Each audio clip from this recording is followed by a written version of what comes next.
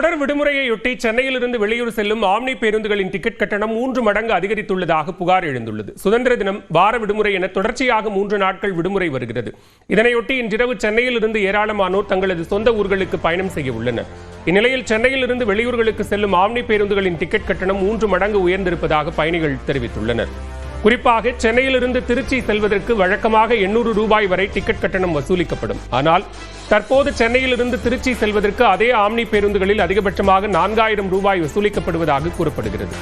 இதேபோன்று சென்னையிலிருந்து கோவை செல்வதற்கு ஆம்னி பேருந்துகளில் 4200 ரூபாய் டிக்கெட் கட்டணமாக நிர்ணயம் செய்யப்பட்டுள்ளதாக பயணிகள் கூறியுள்ளனர். சென்னையிலிருந்து திருநெல்வேலிக்கு ஆம்னி பேருந்துகளில் அதிகபட்சமாக 4303 ரூபாய் வசூலிக்கப்படுவதாகவும்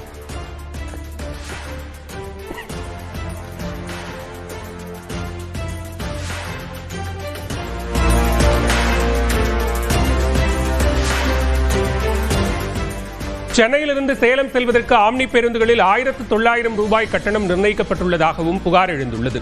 இந்நிலையில் விமானத்தை பொறுத்தவரை சென்னையிலிருந்து திருச்சிக்கு குறைந்தபட்சமாக 3873 ரூபாய் வசூலிக்கப்படுகிறது. இதேபோன்று சென்னையிலிருந்து கோவைக்கான விமான டிக்கெட் கட்டணம் 7853 ரூபாயாக நிர்ணயிக்கப்பட்டுள்ளது. சென்னையிலிருந்து திருநெல்வேலிக்கு விமானத்தில் செல்வதற்கு குறைந்தபட்ச டிக்கெட் கட்டணம் 7784 ரூபாய் வசூலிக்கப்படுகிறது.